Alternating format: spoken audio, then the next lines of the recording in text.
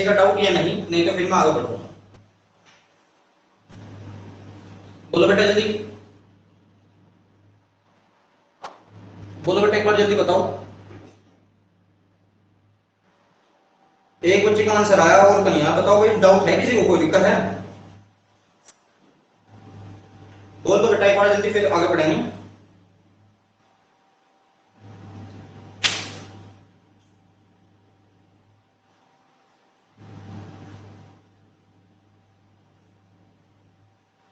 चलेंगे बेटा फिर आगे बढ़ेंगे ना। तो आज जो हमें बात करनी है वो भारत के प्रायद्वीपीय क्षेत्र पर बात करनी है। आज जो हम बात करेंगे वो भारत के प्रायद्वीपीय क्षेत्र पर बात करेंगे। उसके बारे में देखते हैं कि क्या स्थिति प्रायद्वीपीय क्षेत्र की है भारत की। तो आज का जो टॉपिक है हमारा वो है भारत का प्रायद्वीपीय क्षेत्र।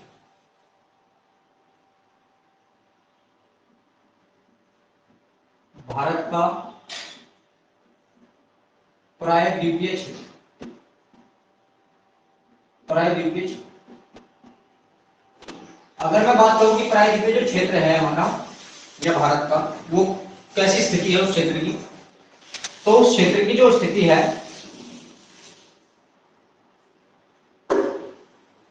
तो कुछ ऐसा फैला हुआ है हमारा प्रायद्वीपीय भाग।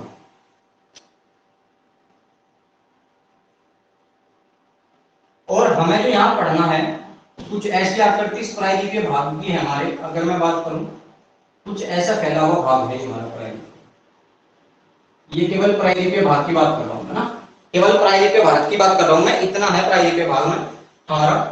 अगर मैं कहूं कि जो ये प्रायद्वीपीय भाग है किसका निर्माण किस चीज से हुआ है, तो पहली चीज तो हम इसके निर्माण की बात करें, इसका निर्माण जो है वो किस चीज से हुआ है। तो इसका जो निर्माण हुआ है, इसका निर्माण जो हुआ है वो गोंडवाना लैंड से हुआ है। वो किससे हुआ है? वो गोंडवाना लैंड से इसका निर्माण हुआ है। गोंडवाना लैंड से निर्माण हुआ है इसका।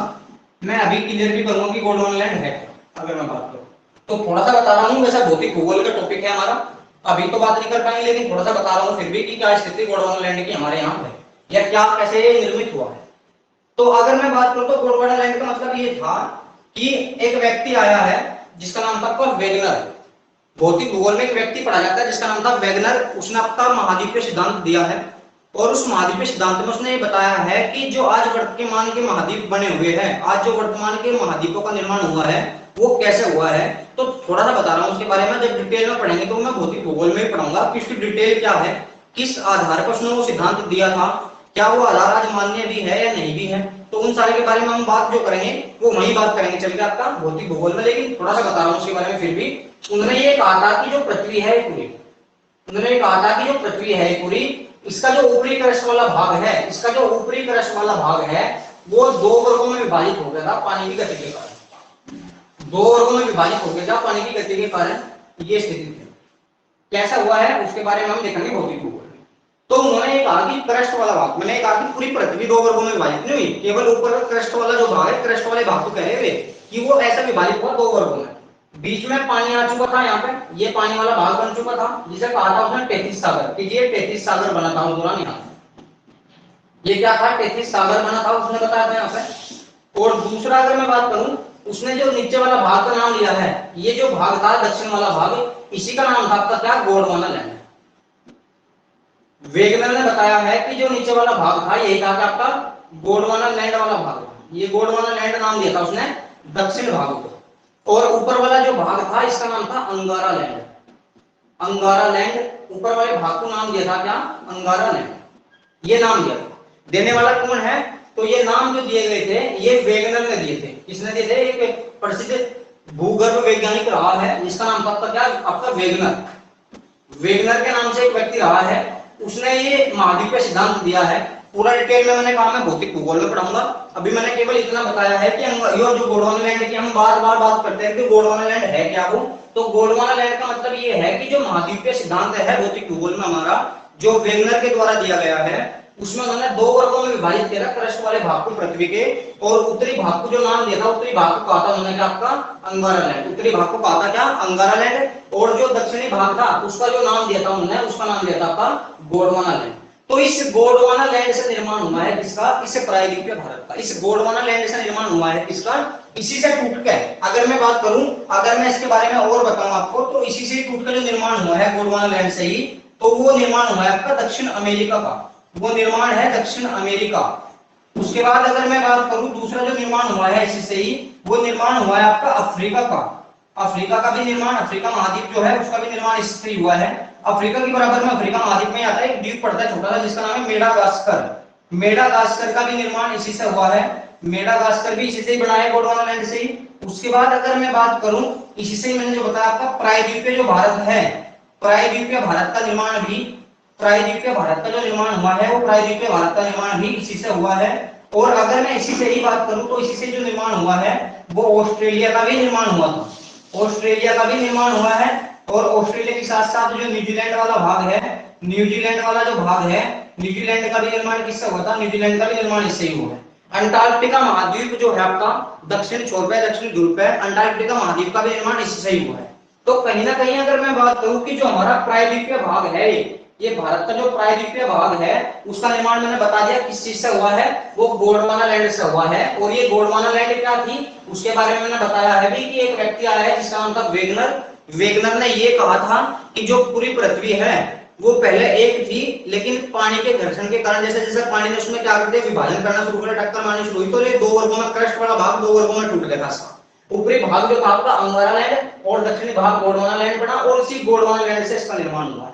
और बाकी इन चीजों का भी निर्माण गोंडवाना लैंड से ही हुआ है, इन चीजों का निर्माण भी गोंडवाना लैंड से ही हुआ है। उसके बाद अगर मैं बात करूं कि जो प्रायद्वीपीय भारत है, ये जो भाग है प्रायद्वीपीय, इसकी विशेषता क्या है, अगर हम बात करते हैं प्रायद्वीपीय भारत की विशेषता क्या है, प्रायद्वीपीय भारत की विशेषता, भारत की विशेषताएं क्या है, तो उसके बारे में बात करनी है। पहली विशेषता की अगर मैं बात करूं तो इसके जो, अगर मैं बात करूं यहाँ उत्तर पश्चिम है, अगर मैं यहाँ बात करूं ये उत्तर पश्चिम वाला भाग है इस प्रायद्वीपीय भारत का, यहाँ पे जो फैला हुआ है, यहाँ पे जो है आपका, यहाँ पे पड़ता है अरावली पर्वत श्रृंखला, यहाँ पे जो पड़ती है, यहाँ पे पड़ती है अरावली पर्वतमाला, अरावली पर्वतमाला यहाँ पे पड़ती है। उसके बाद अगर मैं बात करूं तो उसके बाद आप दक्षिण में आ जाओ, यहाँ पे आ जाएंगे दक्षिण में, तो तमिलनाडु में कन्याकुमारी के नजदीक एक पहाड़ी पड़ती है, जिस पहाड़ी का क्या नाम है, जिस पहाड़ी का नाम है आपका कार्डामम की पहाड़ी, कार्डामम की पहाड़ी, कार्डामम की पहाड़ी कहाँ है, तमिलनाडु वाले भाग में है कार्डामम की पहाड़ी, जो दक्षिण में स्थित है इसके। और अगर मैं इस साइड में बात करूं तो इस साइड में जो पड़ता है हमारा, यहाँ पे पड़ जाता है क्या, छोटा नागपुर का पठार या राजमहल की पहाड़ी, इसी का एक भाग है जो आपका फैला हुआ है, जिसे कहा जाता है झारखंड में राजमहल की पहाड़ी। मैंने कहा छोटा नागपुर का पठार है, छोटा नागपुर का पठार है इसके, यहाँ पे छोटा नागपुर है, छोटा नागपुर का पठार है। और दूसरा अगर मैं बात करूं इसी छोटा नागपुर के पठार का एक भाग है जिसे कहा जाता है आपका राजमहल की पहाड़ी, राजमहल की पहाड़ी, राजमहल की पहाड़ी, ये भी इसी का एक भाग है। तो ये जो माना जाता है, ये माना जाता है कि यहाँ तक विस्तार है इसका, इस प्रायद्वीपीय भारत का, इस प्रायद्वीपीय भारत का जो विस्तार है वो अरावली पर्वतमाला जो आपकी कहाँ पड़ती है, इसके उत्तर पश्चिम में है, उत्तर पश्चिम में पड़ती है, मैंने कहा उत्तर पश्चिम में है।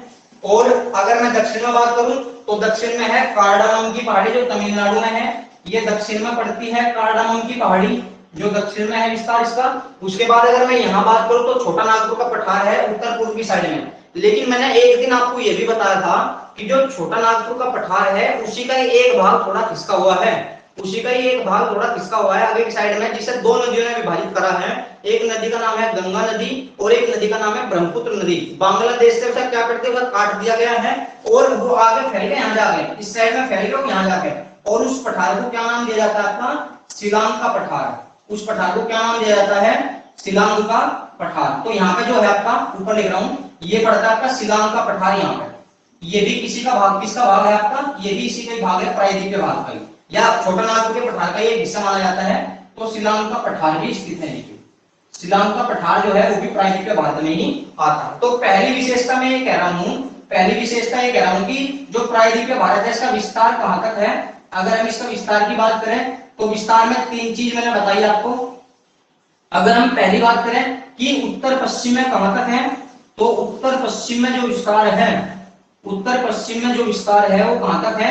अरावली पर्वत श्रृंखला तक है, अरावली पर्वतमाला तक है, अरावली पर्वतमाला तक है। मैं ये भी बताऊंगा कि अरावली पर्वत श्रृंखला जो है या पर्वतमाला जो है वो कितने राज्यों में फैली हुई है, उसकी क्या विशेषता है और उसके बारे में भी हम बात करेंगे। उसके बाद अगर मैं बात करूं, मैंने बताया है दक्षिण में विस्तार कहां तक है, तो दक्षिण में जो विस्तार है, दक्षिण में जो विस्तार है इसका वो मैंने बता दिया आपका, एक पहाड़ी पड़ती है, इसका नाम है कार्डामम की पहाड़ी, कार्डामम की पहाड़ी। ये पहाड़ी पड़ती है और ये पहाड़ी कहां पे है आपकी? ये पहाड़ी पड़ती है तमिलनाडु में, कन्याकुमारी के क्षेत्र में पड़ती है, तो तमिलनाडु में।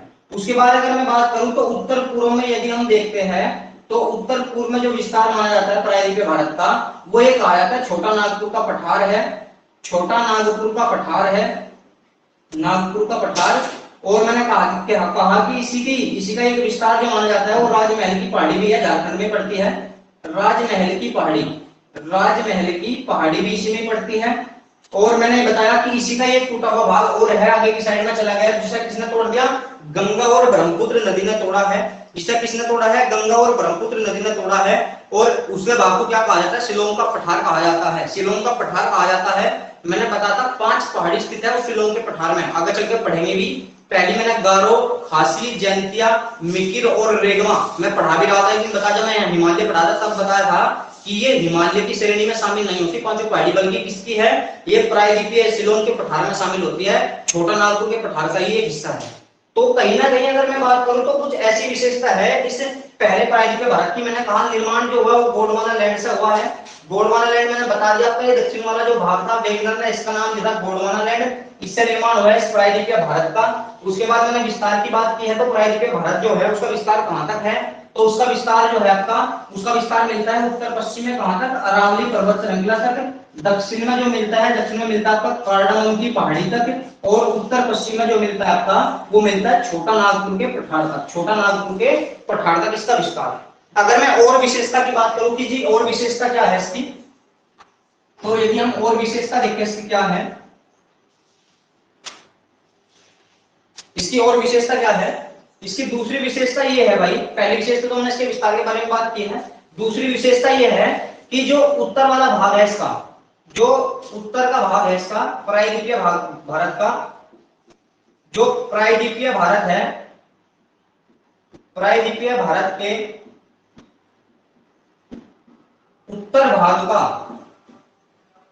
उत्तर भाग का जो ढाल है, उत्तर भाग का ढाल किसकी साइड में है?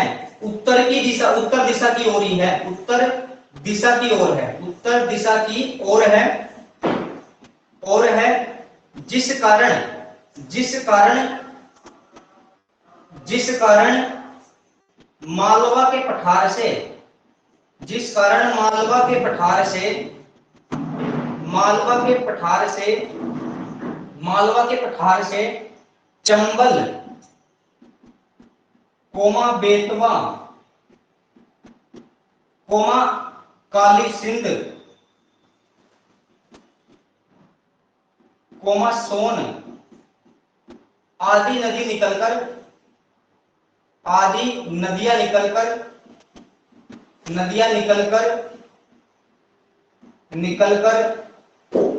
उत्तर की ओर प्रवाहित होती है, उत्तर की ओर प्रवाहित होती है। मतलब क्या है कहने का? तो मतलब मैं ये कहना चाह रहा हूं, अगर आप देखोगे तो कहीं ना कहीं यहाँ पे पड़ता है मालवा का पठार, ये पड़ता है मालवा का पठार। तो इस मालवा के पठार की यदि हम स्थिति की बात करें तो इसका जो ढाल है, इसका जो ढलान है वो उत्तर की ओर है, उत्तर की ओर है। जबकि तुमने देखा होगा बहुत सारी नदियां ऐसी है कि जो उत्तर दिशा से निकलती है और दक्षिण की ओर बहती है। लेकिन अगर मैं मालवा के पठार की बात करूं तो इसका जो ढलान मिलता है वो उत्तर की ओर ही है। तो यहाँ से कुछ नदियां निकलती है, जैसे मैंने कहा कि चंबल नदी निकलती है, जैसे मैंने कहा बेतवा नदी निकलती है, या आपकी मैंने कहा काली सिंध निकलती है, या आपकी सोन नदी निकलती है। ये सारी नदी यहाँ से निकलकर किस ओर बहती है आपकी? ये सारी की सारी नदियां निकलकर आपकी उत्तर की ओर बहती है। तो दूसरी विशेषता ये है हमारे प्रायद्वीपीय भारत की, मैंने कहा कि जो प्रायद्वीपीय भारत का उत्तर वाला भाग है इसका जो ढाल मिलता है वो उत्तर की ओर ही मिलता है, जिस कारण मालवा के पठार से कुछ नदियां चंबल, बेतवा, केन या सिंध या सोन जो नदी है आपकी, ये उत्तर की ओर प्रवाहित हो जाती है। ये उत्तर की ओर प्रवाहित हो जाती है, तो ये विशेषता इसकी मानी जाती है यहाँ पर। दूसरी तीसरी अगर मैं बात करूं, तीसरी विशेषता क्या है? अगर तीसरी विशेषता की बात करें तो सतपुड़ा पहाड़ी के बाद, सतपुड़ा पहाड़ी के बाद या सतपुड़ा पर्वत के बाद, पर्वतमाला के बाद, माला के बाद प्रायद्वीपीय, प्रायद्वीपीय, प्रायद्वीपीय भारत का जो ढाल है, प्रायद्वीपीय भारत का ढाल, ढाल पूर्व की ओर हो जाता है, पूर्व की ओर हो जाता है, और हो जाता है, हो जाता है, जिससे या जिस कारण, जिस कारण गोदावरी, जिस कारण गोदावरी, गोदावरी महानदी, कोमा कृष्णा, कोमा कावेरी, कावेरी नदी पूर्व की ओर, पूर्व की ओर प्रवाहित होती है, पूर्व की ओर प्रवाहित होती है।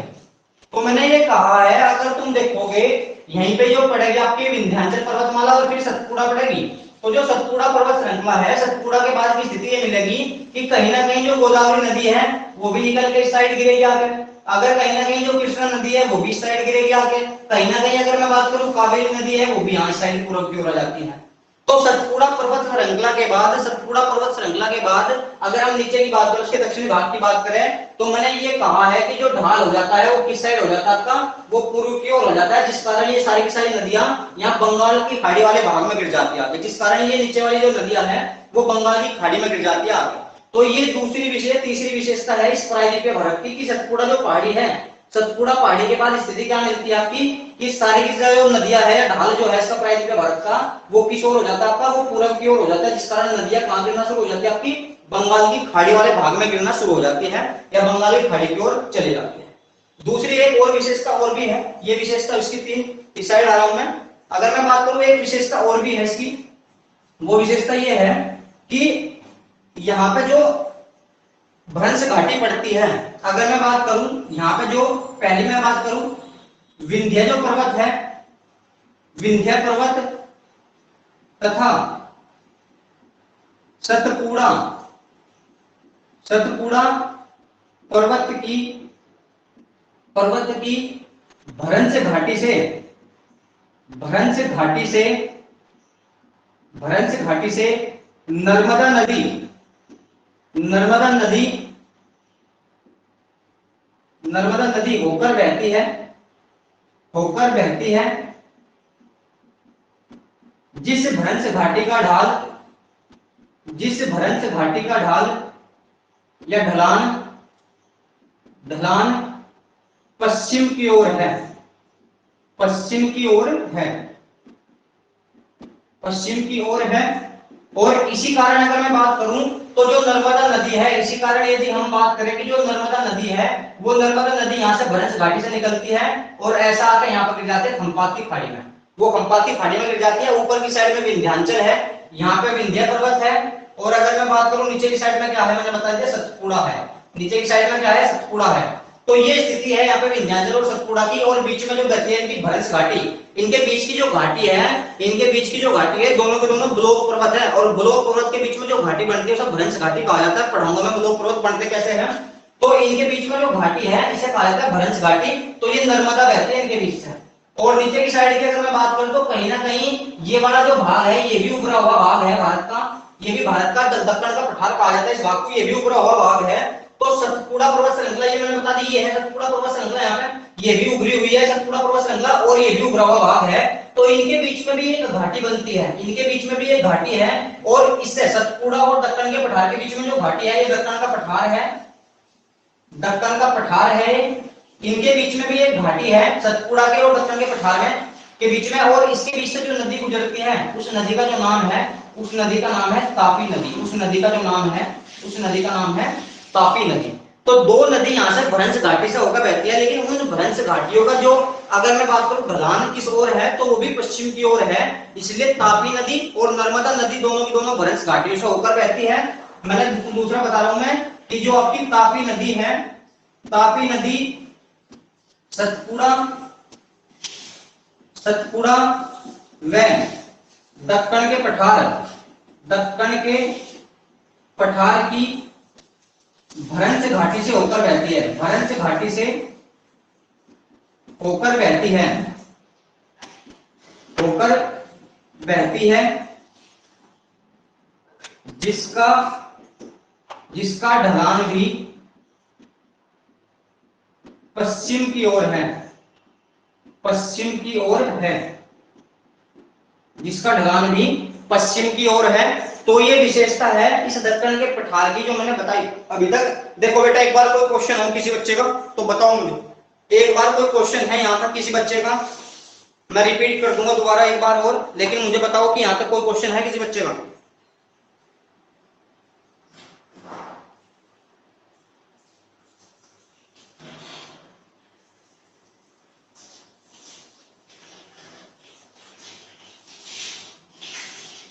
देखो बेटा एक बार बताओ मुझे जल्दी,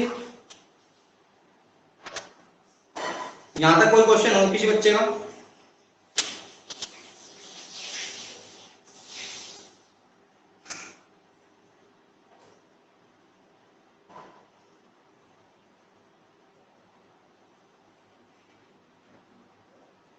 है बेटा कोई क्वेश्चन किसी बच्चे का?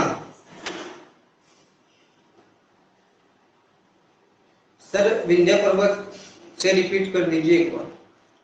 मैंने ये कहा है बेटा, दोबारा मैं बता रहा हूं एक बार, मैंने ये बोला है कि अगर हम विंध्याचल पर्वत के ऊपर देखेंगे तो तुम्हें यहां मिलेगा मालवा का पठार। तो मालवा का जो पठार है, उस मालवा के पठार का जो ढाल है वो तो है उत्तर की ओर, जिस कारण सारी की सारी जो नदियां मालवा के पठार से कुछ नदियां जैसा मैंने कहा चंबल, बेतवा, केन, सिंध, या जो ये नदी है सोन नदी जो है वो उत्तर की ओर ही प्रवाहित हो जाती है, क्योंकि इसका ढलान उत्तर की ओर मिलता है, उत्तर की ओर इसका ढलान है तो उत्तर की ओर प्रवाहित होती है। लेकिन यदि मालवा के बाद बात करूं मैं, मालवा के पहाड़ी के बाद बात करूं तो विंध्याचल पर्वतमाला है और फिर नीचे सतपुड़ा है। तो इन दोनों की एक भ्रंश घाटी मिलती है। इस भ्रंश घाटी का जो आपका ढलान है वो पश्चिम की ओर मिलता है, इस भ्रंश घाटी का जो ढलान है वो पश्चिम की ओर है, जिस कारण नर्मदा नदी इस भ्रंश घाटी से होता है होती हुई पश्चिम की ओर गिरती है, यहाँ पे आके खंपात की खाड़ी पड़ती है, खंपात की खाड़ी में। और भी सतपुड़ा और जो दक्कन का पठार इनकी भ्रंश घाटी है, इससे तापी नदी होकर बहती है और ये भी खंपात की खाड़ी में गिर जाती है, यहाँ पर आके ये भी खंपात की खाड़ी में गिरती है।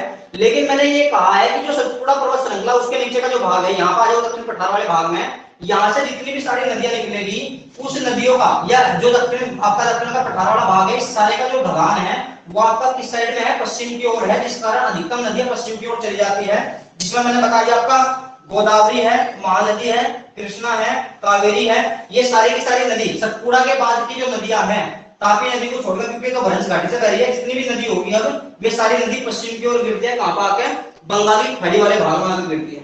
तो ये विशेषता है इससे प्रायद्वीपीय भारत की, हमारे ये विशेषता हमारे प्रायद्वीपीय भारत की। देखो बेटा एक बार अब कोई दिक्कत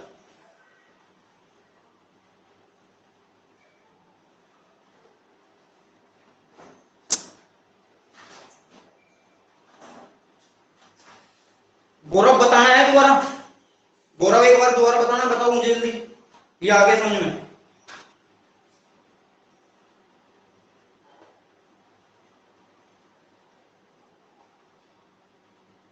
बता दो दोबारा।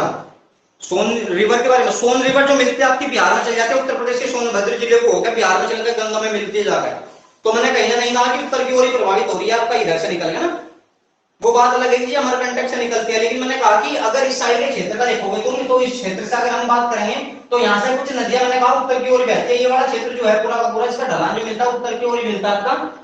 तो सोन नदी बस ये है कि अमरकंटक से पाया जाता है, अमरकंटक से निकलती है और आपका कहां से सोनभद्र से होते हुए आपका बिहार में जाकर गंगा से मिलती है। ठीक है, दक्कन के पठार के बारे में मैंने बताया है कि जो सतपुड़ा पर्वत श्रृंखला है इसके नीचे का जो भाग है दक्कन का पठार भी पढ़ेंगे भी हम, क्या विशेषता और दक्कन के पठार की है वो मैं अलग करके पढ़ाऊंगा, लेकिन जो मैं केवल पूरे की भाग की बात कर रहा हूं तो सतपुड़ा जो पर्वत श्रृंखला है इसके नीचे का जो भाग है इस पूरे का जो ढलान मिलता है अधिकतम, इस पूरे का जो ढलान मिलता है दक्कन के पठार वाले भाग का, सतपुड़ा से नीचे वाले भाग का वो पश्चिम की ओर मिलता है, जिस कारण भारत के अधिकतम दक्षिण की जो बड़ी नदियां हैं वे पश्चिम की ओर बहती है और जाकर बंगाल की खाड़ी में गिर जाती है, और जाकर बंगाल की खाड़ी में गिर जाती है। देखो बेटा एक बार और,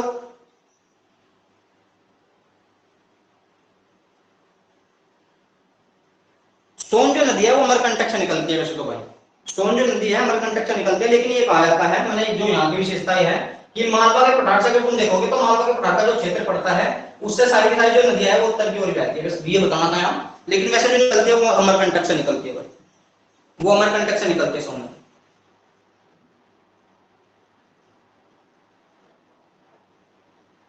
देखो बेटा एक बार कोई क्वेश्चन है यहाँ तक?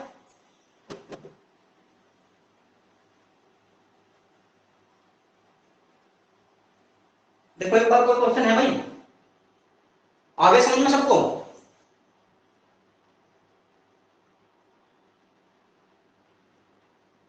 बताओ बेटा एक बार आगे सभी को समझ में?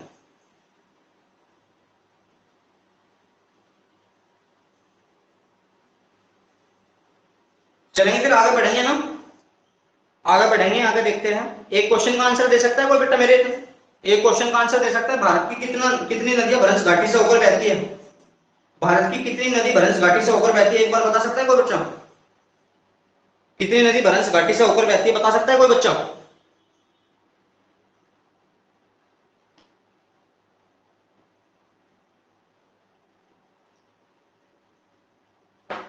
है कोई भाई? भारत की कितनी नदियां भ्रंश घाटी से होकर बहती है, बता सकता है कोई बच्चा?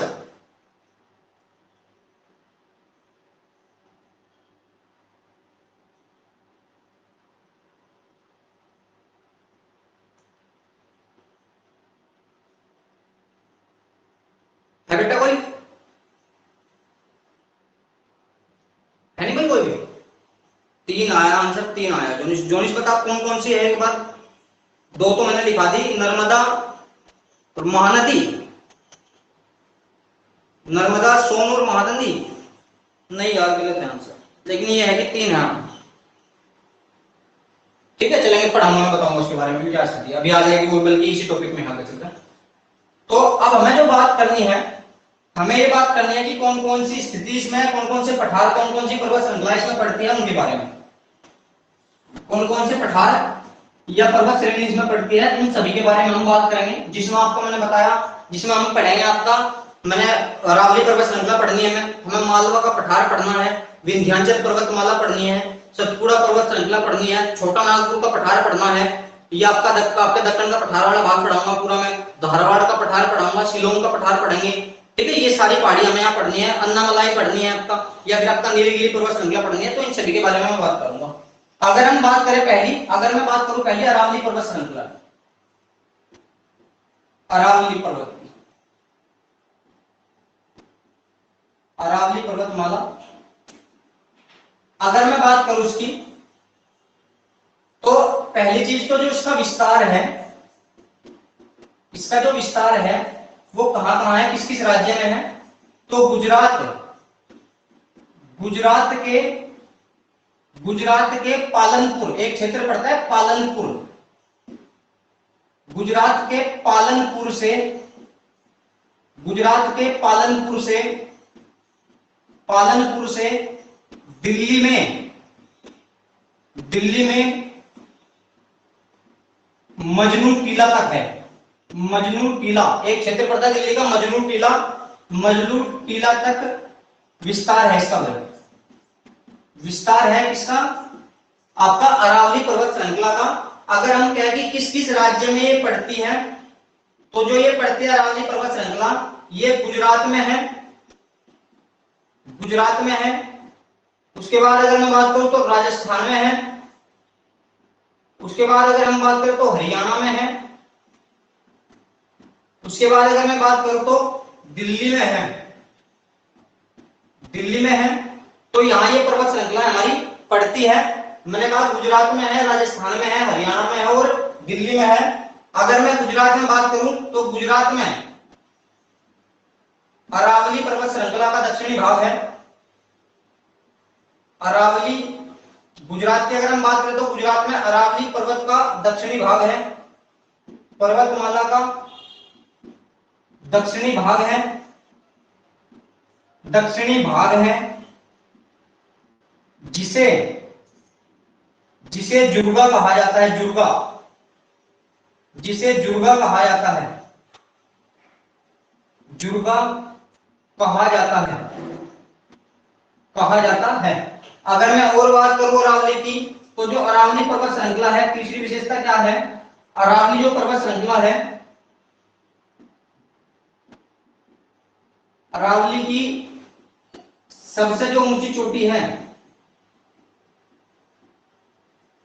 सबसे ऊंची चोटी जो है, बता सकता है कोई बच्चा कौन है? सबसे ऊंची चोटी कौन सी है अरावली की? है कोई बच्चा?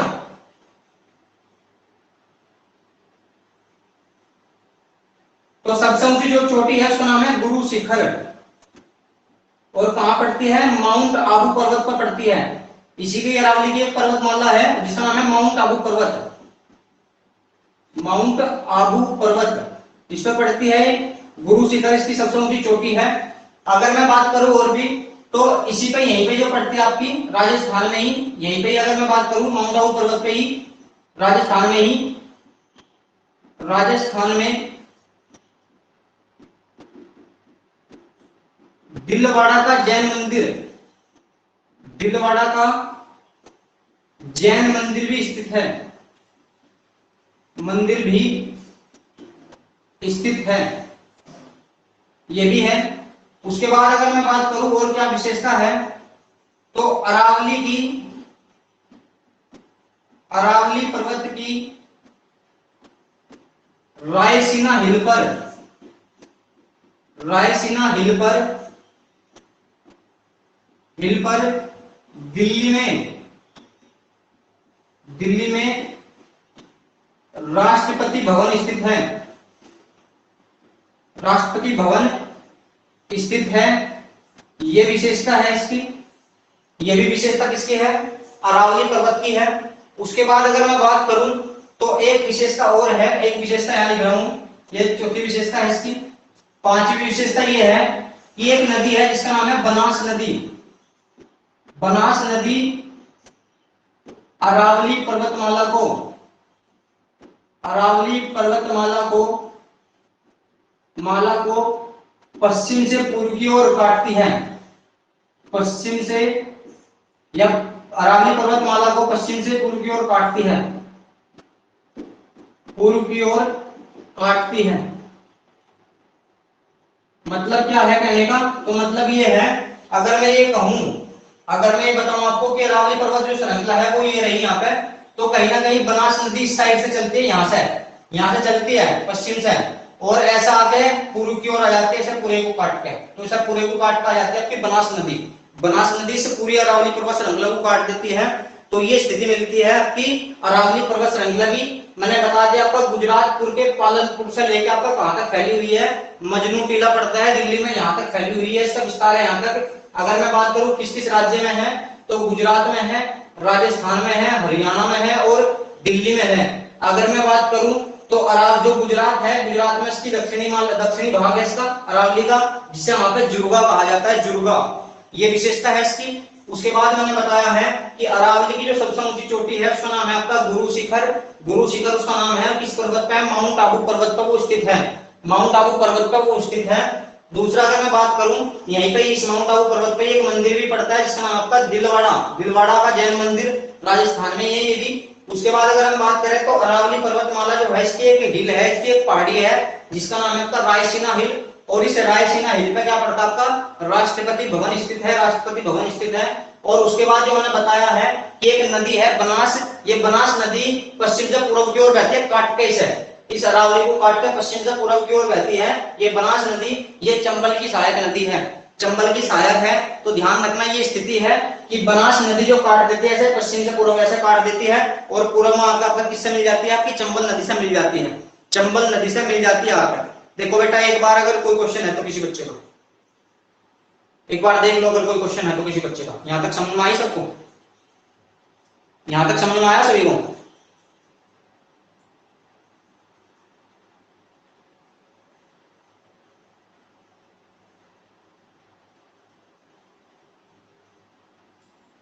बताओ बेटा एक बार, समझ में आया सभी को यहां तक? ना इतना? चलेंगे, इससे आगे बढ़ेंगे भाई, इससे आगे बढ़ेंगे थोड़ा सा और।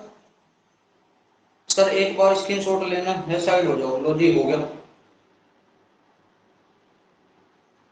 हो गया भाई, ले लिया।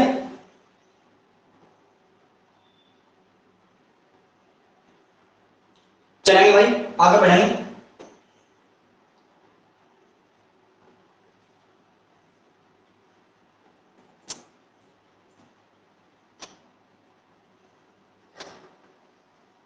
उसके बाद अगर मैं बात करूं मालवा के पठार की, अगर हम बात करें मालवा के पठार की, मालवा का पठार तो कहां पे है हमारा? मध्य प्रदेश वाले भाग में है। अगर हम मालवा के पठार की बात करें तो पहली चीज तो जो इसका निर्माण हुआ है, इसका जो निर्माण हुआ है, अच्छा बेटा अरावली पर्वत में एक चीज और लिख लेना, एक लाइन और लिख लो अरावली पर्वत श्रृंखला में कि विश्व की सबसे पुरानी पर्वत श्रृंखला माना जाता है, सबसे प्राचीनतम पर्वत श्रृंखला माना जाता है अरावली पर्वत श्रृंखला। ये लाइन भी लिख लियो बेटा उसमें कि विश्व की सबसे पुरानी पर्वत श्रृंखला जो माना जाता है वो अरावली को माना जाता है विश्व की सबसे पुरानी पर्वत श्रृंखला। मैंने कहा है कि जो हमारा मालवा का पठार है इसका जो निर्माण हुआ है, इसका निर्माण हुआ है, बताया जाता है कि ज्वालामुखी निर्मित है भाई, ज्वालामुखी निर्मित पठार है, ज्वालामुखी निर्मित पठार है, तो ज्वालामुखी से इसका निर्माण हुआ है। तो अगर मैं बात करूं तो जब ज्वालामुखी से निर्माण हुआ है तो यहाँ पे बेसाल्ट चट्टान मिलती होगी, बेसाल्ट चट्टान, बेसाल्ट चट्टान मिलती है जहां पे भी ज्वालामुखी से निर्मित किसी चीज का निर्माण होता है भाई, किसी मैदान का निर्माण होगा या किसी पठार का निर्माण होगा तो वहां पे बेसाल्ट चट्टान मिलेगी। और जब ये बेसाल्ट चट्टान टूटती है, जब ये बेसाल्ट चट्टान जो है ये टूटती है तो इससे जो निर्माण होता है, इससे निर्माण होता है काली मिट्टी का, इससे जो निर्माण होता है वो किसका होता है? वो निर्माण होता है काली मिट्टी का भाई, काली मिट्टी का निर्माण हो जाता है इसी से, इसी से काली मिट्टी का निर्माण हो जाता है। तो ये स्थिति होती है यहाँ पे। तो मैंने बता दिया मालवा का पठार जो है आपका वो ज्वालामुखी से निर्मित पठार है, बेसाल्ट चट्टान इसमें मिलती है। जहां भी मैंने कहा कि ज्वालामुखी से निर्मित कोई मैदान होगा या पठार होगा वहां पे बेसाल्ट चट्टान मिलेगी। दूसरा मैंने बता दिया कि जब बेसाल्ट चट्टान टूटती है किसी बाह्य अपरदन के कारण, बाह्य बल के द्वारा टूट जाती है, अपरदन हो जाता है, जैसे मैंने कह दी नदियों में तोड़ दी या मैंने कह दिया वर्षा के कारण टूट गई, हवा के माध्यम से टूट गई, तो मिट्टी में जब प्रवर्तित होगी तो उससे जो मिट्टी मिलती है वो आपकी काली मिट्टी का निर्माण होता है। उसके बाद अगर मैंने कहा कि जो हमारा मालवा का पठार, मैंने अभी विशेषता बताई थी कि मालवा का जो पठार है, मालवा के पठार का ढलान, पठार का ढलान उत्तर की ओर है, उत्तर की ओर है, जिस कारण यहां से नदियां निकलकर, यहां से कुछ नदियां निकलकर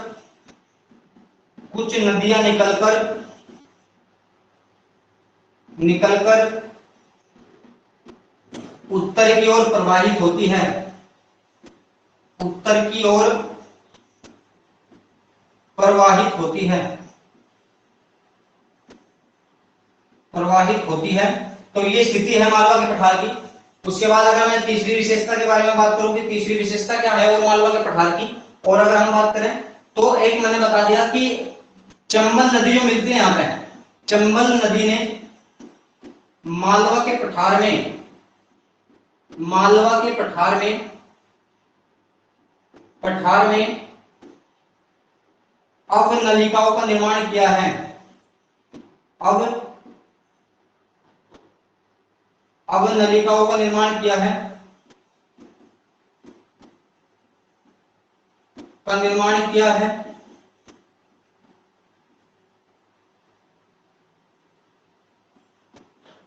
अब नलिका का मतलब क्या है? अगर मैं बात करूं जो मालवा का पठार यहाँ पे पड़ता है, जो मालवा का पठार यहाँ पे है, तो जो नदी यहाँ से जा रही है चंबल, तो इसने क्या कर दिया, इसने गहरी गहरी घाटी बना दी यहाँ पे, इसने यहाँ पे गहरी घाटी बना दी है। तो जिस कारण इन अब नलिकाओं को जो कहा जाता है, इन्हें बोला जाता है बीहड़, इन्हें जो बोला जाता है बीहड़ कहा जाता है वहां पे, जिसे आपका चंबल की घाटी भी कहा जाता है, इसे ही चंबल की घाटी भी बोला जाता है, तो इन्हें ही बीहड़ बोला जाता है, चंबल की घाटी। एक फिल्म देखी होगी पान सिंह तोमर, तो जो पांजिम तोमर है उसमें दिखाई गई चंबल की घाटी या बीहड़ दिखाए गए हैं, उसमें बीहड़ के बारे में बात की गई है। तो यही चंबल है। अगर मैं इस चंबल की विशेषता की बात करूं तो भारत में सबसे गहरे गड्ढों का निर्माण यही करती है। और कहां करती है? मालवा के पठार में करती है। तो जो गड्ढे या बीहड़ बनाए जाते हैं मालवा के पठार में, उन्हें अवनलिका कहा जाता है मालवा के पठार में। तो चंबल नदी ये कार्य करती है वहां पे। ये कार्य कौन करती है? आपकी ये चंबल नदी वहां पर कार्य करती है। देखो बेटा, ये विशेषता है हमारी मालवा के पठार की विशेषता मानी जाती है कि ज्वालामुखी से निर्मित पठार है, जिस कारण वहां पे बेसारी चट्टान मिलती है और काली मिट्टी का निर्माण होता है। कुछ इसका जो ढलान है वो उत्तर की ओर है, जिस कारण कुछ नदियां निकलकर उत्तर की ओर प्रवाहित होती है यहाँ से। और चंबल जो नदी है, चंबल नदी अब आपका आप मालवा के पठार में क्या करती है? मालवा के पठार में अवनलिकाओं या भीड़ या गड्ढों का निर्माण करती है।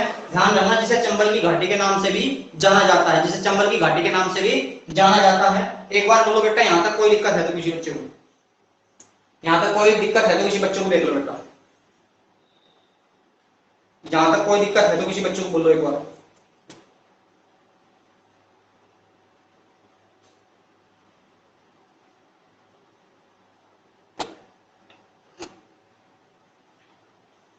देखो बेटा, एक बार अगर कोई दिक्कत हो यहां तक,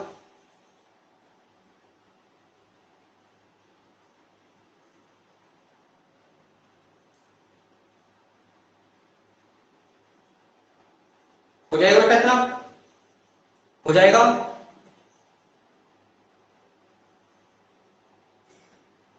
हो जाएगा ना बेटा इतना? चलेंगे आगे बढ़ेंगे, फिर आगे बढ़ेंगे। नेक्स्ट तीसरा जो है हमारा, इस प्रायद्वीपीय भारत में जो पड़ता है हमारा तीसरा भाग, वो है झारखंड का पठार या छोटा नागपुर का पठार। छोटा नागपुर का पठार पड़ता है हमारा। नेक्स्ट जो पड़ता है हमारा वो छोटा नागपुर का पठार है बेटा। छोटा नागपुर का पठार है। अगर मैं बात करूं कि इसका विस्तार जो है वो कहां है, तो इसका विस्तार जो है वो आपका झारखंड में है भाई, वो आपका झारखंड में है। और दूसरा जो है वो पश्चिम बंगाल वाले भाग में है। पश्चिम बंगाल में इसका विस्तार है। अगर मैं बात करूं, जैसे ये मैंने कहा कि ये आपका छोटा नागपुर का पठार है, अगर मैंने ये कहा कि छोटा नागपुर का पठार है तो इससे दो नदियां गुजरती हैं। अगर हम बात करें इससे जो दो नदियां गुजरती है वो दो नदियां हैं। एक नदी का जो नाम है, एक का नाम है आपका, एक का नाम है दामोदर नदी, दामोदर नदी, और एक का नाम है, एक का नाम है स्वर्ण रेखा नदी, स्वर्ण रेखा नदी। इसी स्वर्ण रेखा नदी के तट का अगर मैं बात करूं तो झारखंड की राजधानी इसी के तट पर है। झारखंड की राजधानी रांची, रांची जो है इसी नदी के तट पर है, इसी नदी के तट पर है। यह विशेषता है। अगर दामोदर की बात करूं तो दामोदर किस में मिलती है? चल क्या है ये किस में मिलती है?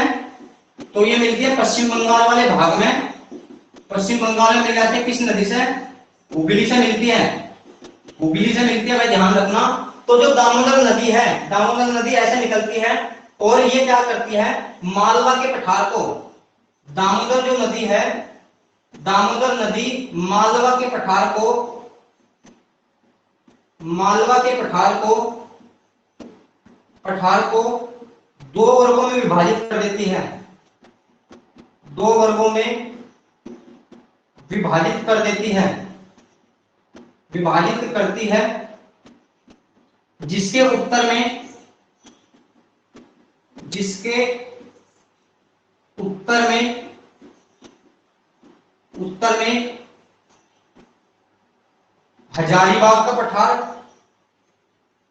हजारीबाग का पठार, तथा दक्षिण में, तथा दक्षिण में, तथा दक्षिण में रांची का पठार स्थित है, रांची का पठार स्थित है। तो ये विशेषता है इस दामोदर नदी की। मैंने कहा इसके उत्तर में, तो उत्तर में देखोगे तो यहाँ हजारीबाग का पठार है, इसी छोटा नागपुर, टोटल ओवरऑल तो जो है वो छोटा नागपुर का पठार है, वो छोटा नागपुर का पठार है। और अगर मैं बात करूं तो जो दक्षिण में है ये हजारीबाग का पठार पड़ता है, इसका पहला भाग हजारीबाग, हजारीबाग का पठार, हजारीबाग का पठार है। और जो उसके दक्षिण में है उसका नाम है रांची का पठार, रांची का पठार इसके दक्षिण में पड़ता है। अगर मैं बात करूं कि क्यों प्रसिद्ध है ये छोटा नागपुर का पठार, तो छोटा नागपुर का पठार आपका खनिज तत्वों के लिए प्रसिद्ध है, खनिज तत्वों के लिए प्रसिद्ध है, तत्वों के लिए प्रसिद्ध क्षेत्र है भारत का, प्रसिद्ध है। कौन कौन से खनिज, तो यहाँ पे जो मिलता है आपका लोहा मिलता है, यहाँ पे जो मिलता है कोयला मिलता है, या यहाँ पे जो मिलता है आपका यूरेनियम मिलता है, यूरेनियम। तो इन चीजों के उत्पादन के लिए प्रसिद्ध है। और यूरेनियम की एक खान बड़ी प्रसिद्ध है यहीं पे ही झारखंड में, जिसका नाम है, झारखंड में एक खान पड़ती है यूरेनियम की जिसका नाम है आपका जादूगोड़ा की खान। तो इसकी एक खान है यहीं पे ही यूरेनियम की जिसका नाम है जादूगोड़ा की खान, जादूगोड़ा की खान, जादूगोड़ा की खान है। कहां पड़ती है आपकी, तो झारखंड में ही पड़ती है। यूरेनियम की बड़ी प्रसिद्ध खान है जादूगोड़ा की खान, जादूगोड़ा की खान है, यूरेनियम की बड़ी प्रसिद्ध खान है। मैंने बताया कि छोटा नागपुर जो पठार है आपका झारखंड और पश्चिम बंगाल में इसका विस्तार है, झारखंड और पश्चिम बंगाल में इसका विस्तार है। दो नदियां बहती है, एक का नाम है दामोदर नदी जो हुगली नदी की साइड नदी है और पश्चिम बंगाल में हुगली से मिल जाती है जाके। दूसरा मैंने बता दिया स्वर्ण रेखा नदी है, स्वर्ण रेखा नदी झारखंड की राजधानी जो है रांची वो इसी के तट पे है स्वर्ण रेखा के। और मैंने बताया है कि जो दामोदर नदी है, जो दामोदर नदी है ये क्या करती है, ये मालवा के पठार को दो वर्गों में विभाजित कर देती है। ऊपर का जो भाग है उसे हजारीबाग का पठार कहा जाता है और नीचे का जो है आपका उसे रांची का पठार कहा जाता है और ओवरऑल को मिलाकर क्या कहा जाता है आपका छोटा नागपुर का पठार कहा जाता है। दूसरी बात अगर मैं बात करूं तो मैंने कह दिया कि जो ये पठार है हमारा ये किसके लिए प्रसिद्ध है, ये हमारा खनिज तत्वों के लिए प्रसिद्ध है। और खनिज तत्वों में भी कौन, जैसा हमारा लोहा हो गया, हमारा कोयला हो गया या हमारा यूरेनियम होगा। तो यूरेनियम की मैंने एक खान भी बताई है, यूरेनियम की एक खान बड़ी प्रसिद्ध है झारखंड में जिसका नाम आपका जादूगोड़ा की खान, बड़ी प्रसिद्ध खान है यूरेनियम की भारत की। तो ये स्थिति यहाँ पे हमारी आपको किसकी है, मालवा के पठार की स्थिति है। अगर मैं बात करूं तो जो इतने सारे खनिज तत्व यहाँ पाए जाते हैं, इधर लिख रहा हूं कि इतने ज्यादा जो खनिज तत्व पाए जाते हैं यहाँ पे, तो इन खनिज तत्वों के कारण, खनिज तत्वों के कारण, खनिज तत्वों के पाए जाने के कारण या खनिज तत्वों के मिलने के कारण, मिलने के कारण छोटा नागपुर का पठार, छोटा नागपुर का पठार, छोटा नागपुर का पठार भारत का रूर कहलाता है, भारत का रूर क्षेत्र, रूर क्षेत्र कहलाता है, भारत का रूर क्षेत्र कहलाता है, रूर क्षेत्र कहलाता है। अगर मैं बात करूं कि ये रूर क्षेत्र क्या है, तो रूर जो क्षेत्र पड़ता है वो जर्मनी में पड़ता है, राइन नदी बहती है वहां को आपकी। तो रूर जो क्षेत्र है जर्मनी का वो भी किसके लिए प्रसिद्ध है, वो भी खनिज तत्वों के लिए प्रसिद्ध है, बड़ा प्रसिद्ध, विश्व में अत्यधिक मात्रा में कोयला उत्पादित होता है रूर क्षेत्र में भी। तो इसलिए भारत का जो खनिज तत्वों के लिए प्रसिद्ध क्षेत्र है वो छोटा नागपुर का पठार है, जिस कारण छोटे नागपुर के पठार को क्या कहा जाता है, भारत का रूर कहा जाता है। मैंने बताया है, मैं यहां लिख रहा हूं कि जो रूर क्षेत्र है, रूर जो क्षेत्र है, ये रूर क्षेत्र कहां पड़ता है आपका, रूर क्षेत्र पड़ता है जर्मनी में, जर्मनी में है। और एक नदी है यहाँ पे, नदी बहती है कौन सी, नदी का नाम है राइन नदी, राइन नदी बहती है यहाँ से। अगर मैं बात करूं तो खनिज तत्वों के लिए प्रसिद्ध है यहाँ पे, खनिज तत्वों के लिए प्रसिद्ध क्षेत्र है ये भी जर्मनी का, खनिज तत्वों के लिए ये प्रसिद्ध क्षेत्र है जर्मनी का, ये भी खनिज तत्वों के लिए प्रसिद्ध क्षेत्र है, ये भी कहां, जर्मनी में। तो इसी कारण उसकी संज्ञा किसे दी गई है, किसे दी गई है, भारत में छोटा नागपुर के पठार को दी गई है कि यहाँ भी अत्यधिक मात्रा में किसका उत्पादन होता है, आपका खनिज तत्वों का उत्पादन होता है। इसलिए छोटा नागपुर के पठार को भारत का रूल क्षेत्र कहा जाता है, इसलिए छोटा नागपुर के पठार को भारत का रूल क्षेत्र कहा जाता है। और मैंने बता दिया कौन सी नदी गुजरती है यहाँ से, दामोदर नदी गुजरती है। एक खान बताई बड़ी प्रसिद्ध जिसका नाम है जादूगोड़ा की खान, जो किसके लिए प्रसिद्ध है, आपका यूरेनियम के लिए प्रसिद्ध है। तो ये था छोटा नागपुर का पठार। देखो बेटा एक बार कोई क्वेश्चन हो तो चेक करो, एक बार कोई दिक्कत हो किसी बच्चे को तो देख लो एक बार।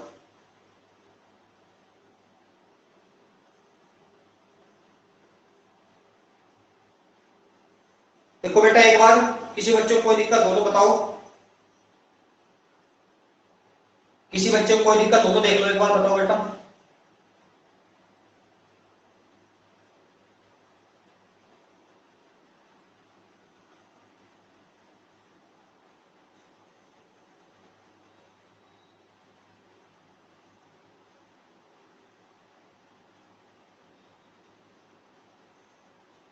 अभी तक का कोई क्वेश्चन हो किसी का बेटा, एक बार देखो बताओ मुझे, अभी तक भी कोई क्वेश्चन हो किसी बच्चे का, शुरू से लेकर अभी तक भी कोई क्वेश्चन हो बेटा किसी बच्चे का?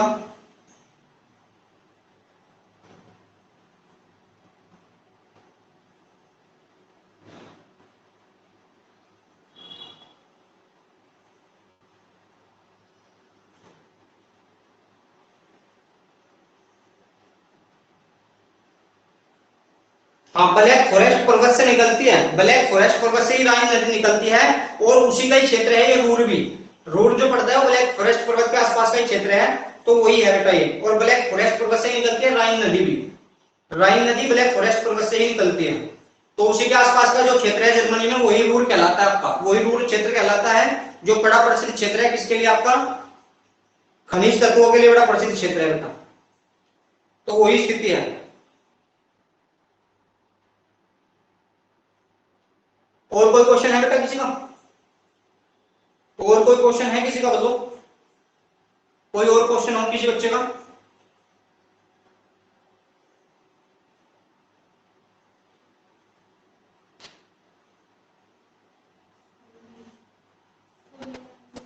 है कोई क्वेश्चन बेटा और?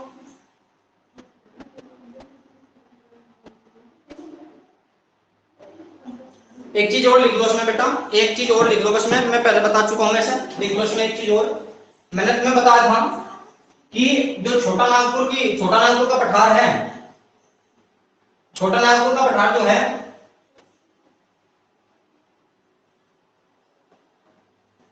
छोटा नागपुर के पठार को, छोटा नागपुर के पठार का एक भाग झारखंड में, एक भाग झारखंड में, झारखंड में ही राजमहल की पहाड़ियों के नाम से जाना जाता है, राजमहल की पहाड़ियों के नाम से जाना जाता है, पहाड़ियों के नाम से जाना जाता है, नाम से जाना जाता है। तो ये माना जाता है कि छोटा नागपुर का जो पठार है उसका उत्तर पूर्व की ओर जो विस्तार है, उत्तर पूर्व की ओर जो विस्तार है उसे क्या कहा जाता है आपका, राजमहल की पहाड़ी कहा जाता है। और कहाँ है ये भी झारखंड में ही है, तो राजमहल की पहाड़ी से बोला जाता है। ये भी किसका विस्तार माना जाता है, ये भी विस्तार माना जाता है छोटा नागपुर के पठार का।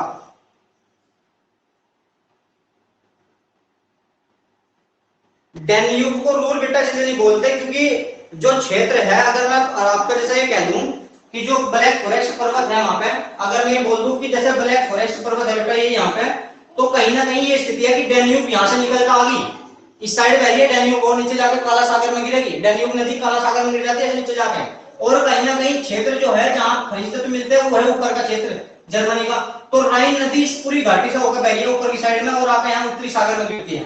तो ये वाला जो क्षेत्र है ये है वो क्षेत्र, लेकिन राइन नदी जो आपने बोला डेन्यूब नदी है वो तो नीचे की साइड आ जाती है यहाँ से, तो वो इतना ज्यादा क्षेत्र नहीं कवर करती। किसका आपका ब्लैक फॉरेस्ट पर्वत का, वो तो थोड़ा सा क्षेत्र कवर करती है, और नीचे की साइड आकर आपका काला सागर में गिर जाती है।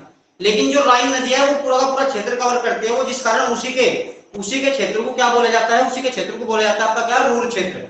आगे बात समझो भाई इतना, इसी कारण उसी के क्षेत्र को बोला जाता है रूर क्षेत्र भाई।